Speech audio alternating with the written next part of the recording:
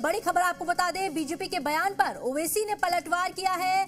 आजादी में मुसलमानों का भी योगदान, ये कहा है ओवैसी ने। मराठा फौज में मुस्लिम सैनिक भी थे, उलेमाओं को भी बोलने का हक।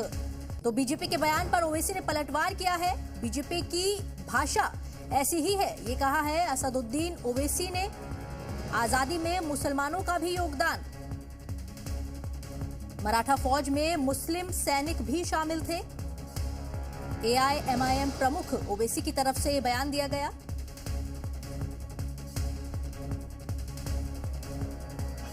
भाषा की सही बता, अब जो बरेलियां हो रही हैं, आपने कल देवेंद्र फडणवीस का भी सेंटेंस सुना होगा, ये औरंगजेब का जिन्न, उसकी कब्र का जिन्न वापस से निकल गया।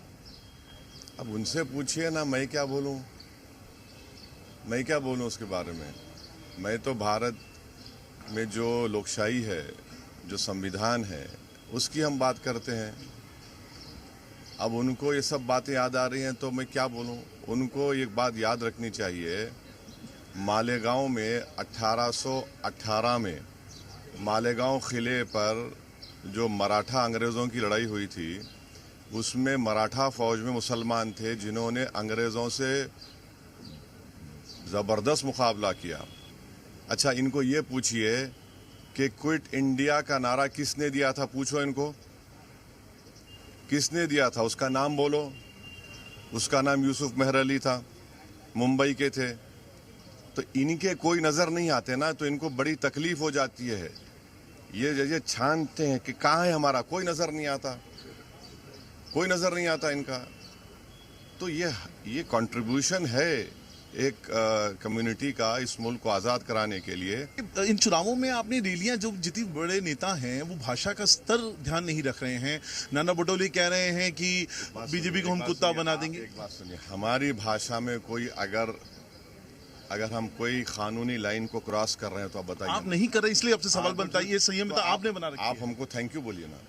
एक सवाल और है यहाँ पर, जैसे कि अभी आपने सुना भी होगा, उद्धव ठाकरे बार बार जगह जगह पे जाके उनकी गाड़ियाँ, हेलीकॉप्टर चेक किए जा रहे हैं, सामान चेक किए जा रहे हैं। बोला मुझसे क्यों चेक किया जा रहा है, अमित शाह या बाकी नेताओं का या प्रधानमंत्री मोदी का क्यों नहीं? नहीं, सबका चेक होना चाहिए। आपको याद होना चाहिए कि एक मुसलमान ऑफिसर ने कर्नाटका के इलेक्शन में नरेंद्र मोदी के एयरक्राफ्ट को चेक किया तो उसको सस्पेंड कर दिया था। बाद में कई साल के बाद उसका रीइंस्टेटमेंट हुआ। ये क्या है, बराबर बताइए ना। आप लोग भूल क्यों जाते, हम नहीं भूलते। तो चेक हो रहा है तो ठीक है, आपकी बात सही है, सबका चेक होना चाहिए। क्यों नहीं होना चाहिए, सबका चेक होना चाहिए। इन चुनावों में चूंकि आप महाराष्ट्र में एक लंबा वक्त बिता रहे हैं, बार बार आते भी रहे हैं, उलेमाओं का मैसेज देना कि हमारे पक्ष में वोट करो, उसके अलावा ये बटेंगे तो कटेंगे, कि इतना ज्यादा ध्रुवीकरण दोनों साइड से होना, आपको लगता है चुनावी प्रक्रिया? बात बताइए, उलेमाओं को बोलने का हक नहीं है क्या? उलेमा वोट नहीं डाल सकते क्या? उलेमा भारत के नागरिक नहीं है क्या? उनको राइट है, बोलेंगे, बोलने दीजिए ना। आप इनको तकलीफ क्यों, रिपेट में दर्द क्यों हो रहा है? ये कटेंगे बटेंगे बोल रहे हैं, फिर एक है सेफ है। एक बात सुनिए, ये जो संघ परिवार के आरएसएस बीजेपी के लोग हैं, जब अजमल कसब को फांसी की सजा दी, किसने कहा था कि हम अपने कब्रिस्तान में दफनाने देंगे उसको? भारत के उलेमा ही थे ना वो। तो उलेमा का, आप उलेमा की अहमियत को क्यों आप डाइल्यूट करना चाहते हैं बीजेपी के लोग?